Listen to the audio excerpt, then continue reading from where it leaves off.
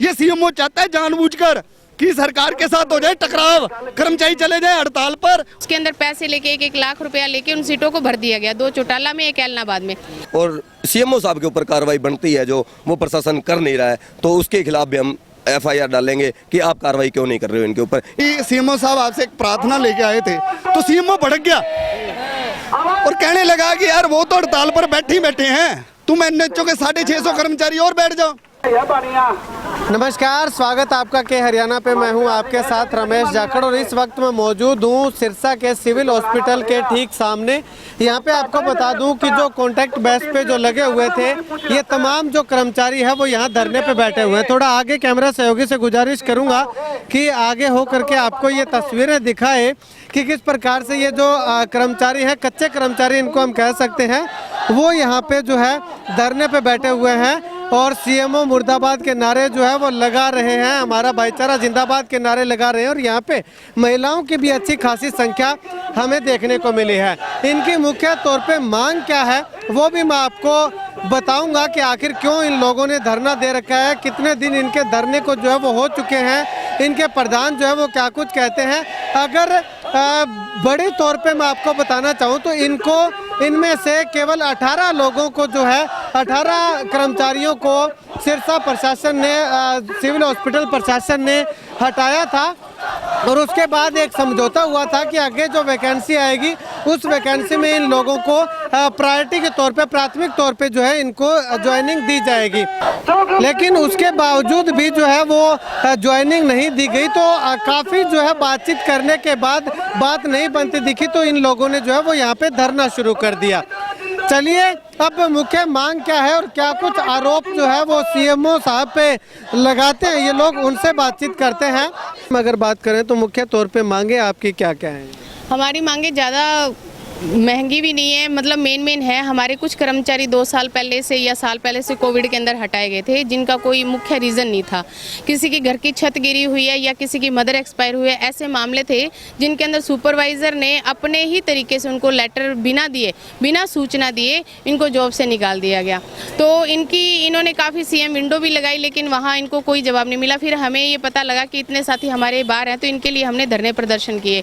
तो 28 तारीख का जो हमारा धरना हुआ था समापन, उसके अंदर SDM साहब, CMO साहब और DC साहब ये बीच में आके इन्होंने हमारी वार्ता करवाई थी और एक लिखित में हमें लेटर दिया गया था कि ये जो आपके कर्मचारी हटाए हुए हैं जो जेन्युइन होंगे उनको हम जॉब पे रख लेंगे। फिर इनके एक डॉक्यूमेंट्स चेक हुए, एक कमेटी बनाएगी। कमेटी के अंदर 2 सिरसा सिविल हॉस्पिटल के SKS के और आउटसोर्सिंग के कर्मचारी थे।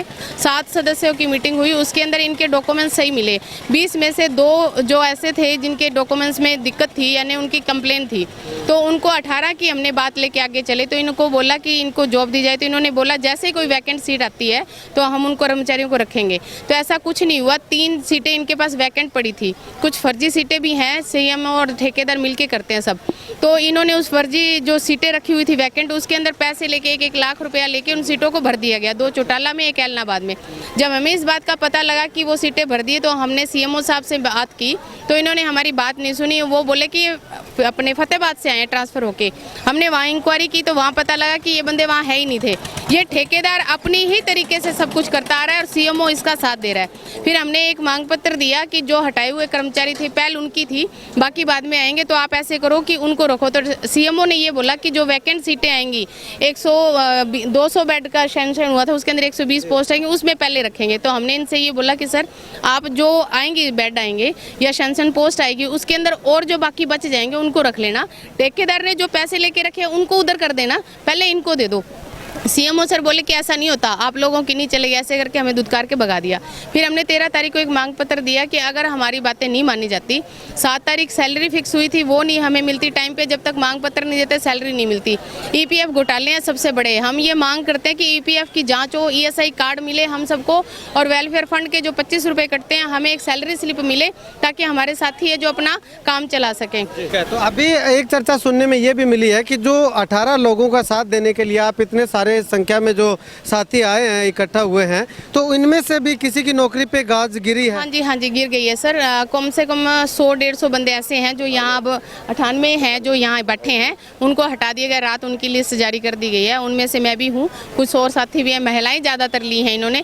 एक डराने के लिए चैप्टर ओपन किया गया कि शायद ये भाग जाएं डर के, लेकिन हम डरने वालों से नहीं है। कोई बात नहीं, जहाँ इतने बैठे हैं वहाँ और बैठ जाएंगे, लेकिन सीएमओ पे जांच जरूर करवाएं हम। ये रात 8 बजे के समथिंग हमें लिस्ट मिली है, तो अभी हम कोर्ट में जाने का फैसला ले रहे हैं। तो हमारी कमेटी गठन हो रही है और एनएचएम डिपार्टमेंट जो हमारा बड़ा भाई है, तो वो आज हमारे साथ 2 बजे इस दर्री पर बैठ रहा है, वो हमें समर्थन दे रहा है, तो उनका तहे दिल से धन्यवाद करूंगा। और आगे अगर वो कहते हैं कि हाँ, हमारी जिला कमेटी कहती है कि हम कोर्ट में जाएं, तो कोर्ट या सुप्रीम कोर्ट तक जाने के लिए हम तैयार हैं। और सीएमओ साहब के ऊपर कार्रवाई बनती है जो वो प्रशासन कर नहीं रहा है, तो उसके खिलाफ भी हम एफआईआर डालेंगे कि आप कार्रवाई क्यों नहीं कर रहे हो इनके ऊपर। इन सभी की पैसे की साठगांठ है, वो चल रही है इनके बीच में। तो अभी एनएचएम जो यूनियन है उनके जो सदस्य हैं हमारे साथ यहाँ पे खड़े हुए हैं बातचीत के लिए। सर, क्या कुछ कहना चाहेंगे आप? बात ऐसे है, ये आउटसोर्सिंग के जो कर्मचारी हैं पिछले 8 दिनों से हड़ताल पर थे, आज इनको 9वां दिन है। ये लगातार एनएचएम कर्मचारी संघ के जो पदाधिकारियों से अपील कर रहे थे कि हमारा जो समाधान किया जाए। जब से ये ठेकेदार आया है, शार्प ग्लोबल कंपनी है, इसके पास 14 के करीब जिले हैं, इसको सेंट्रलाइज कर दिया गया ठेकों को। जब से ये आया है, पुराने कर्मचारियों को हटा देते हैं, ताकि हटाते इसलिए क्योंकि पोस्टें वैकेंट हो जाएं, और जो लोग हैं बेरोजगार हैं उनको नौकरी चाहिए, उनसे पैसे लेकर और इनको रख दिया जाए। इसी धंधे को लेकर ये बार बार जो लगे हुए कर्मचारी हैं उनका उत्पीड़न कर रहा था। आप मानेंगे नहीं, लोग नहीं मानेंगे कि जो कोविड में जिस स्टाफ ने ड्यूटी की, उनको 3 महीने लगातार 1 रुपया नहीं दिया, तनख्वाह नहीं दी। कर्मचारियों ने बिना तनख्वाह काम किया। क्यों किया? अगर वो कर्मचारी तब काम बंद कर देते तो ऐसा प्रतीत होता कि ये कर्मचारी, देखो एक तो कोरोना की मार है, लोगों को ऑक्सीजन नहीं मिल रहा, दवाई नहीं मिल रही, और ये कर्मचारी हड़ताल पर बैठ गए। तब हमने इनको समझाया कोई बात नहीं, हम बात कर रहे हैं। फिर उसको लेके तब कभी ना तो सीएमओ ने सुनी ना कुछ सुना, इन्होंने तब हड़ताल करी। हड़ताल पे जाने के बाद एसडीएम के साथ समझौता हुआ, उस समझौते में हम लोग भी थे कि इनका बार बार एक बार समस्या का समाधान करो। बार बार ये ठेकेदार और ये सीएमओ इनको तंग कर रहा है। रिटर्न में समझौता होने के बाद भी इन्होंने कोई भी समझौते की जो है ना अमल में लेके आए कार्रवाई। कोई सदस्य मैटरनिटी लीव पर जाता है महिला, उसको बाद में ज्वाइन नहीं करते। कोई मेडिकल लीव पर जाता है, उनको ज्वाइन नहीं करवाते। छोटी छोटी बातें हैं, ये लेके हमने इनकी रिक्वेस्ट मानी। कल हम सीएमओ सिरसा से मिलने गए, मैं था, जिला प्रधान मेरे साथ डॉक्टर कुंदन गावड़िया थे। हम दोनों जब मिलने गए, हमने कोई बात भी नहीं कही अभी शुरू। या तो हम कोई बात करते तब रिप्लाई देते सीएमओ साहब, तो हम मानते। उनके साथ डॉक्टर बुधराम है, एनएचएम के डिप्टी सिविल सर्जन है, वो बैठे थे।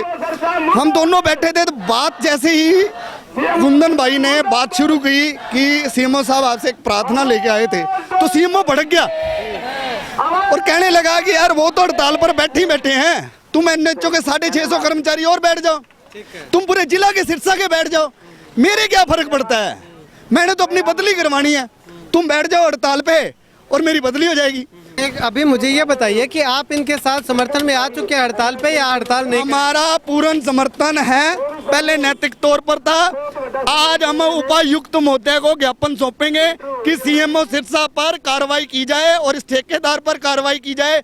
अगर इन पर कार्रवाई अमल में ना लाई गई, हम हड़ताल नहीं करना चाहते, क्योंकि हमें जनता को मिलने वाली सेवाओं का ख्याल है। और ये सरकार के साथ कोई टकराव नहीं है, ये सीएमओ चाहता है जानबूझकर कि सरकार के साथ हो जाए टकराव, कर्मचारी चले जाए हड़ताल पर और जनता हो जाए इनके खिलाफ, और हम किसी तरह की टकराव की स्थिति नहीं चाहते। अगर ये इस सीएमओ को ना हटाया गया, ना इस सीएमओ के ऊपर एक्शन लिया गया, 27 तारीख से एनएचएम के कर्मचारी भी हड़ताल पर जाएंगे। 27 तारीख से ये सुन ले प्रशासन खोल के।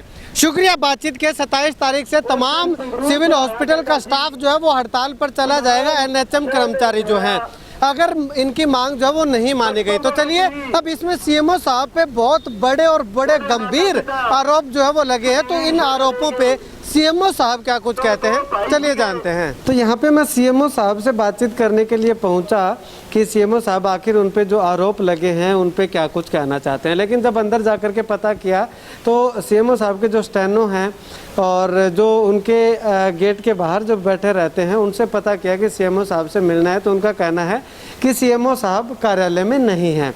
हालांकि ये गाड़ी जो है, ये देखिएगा आप, सिविल सर्जन सिरसा लिखा हुआ है, हरियाणा सरकार, और गाड़ी का नंबर भी मैं आपको दिखा देता हूँ, HR03U3276।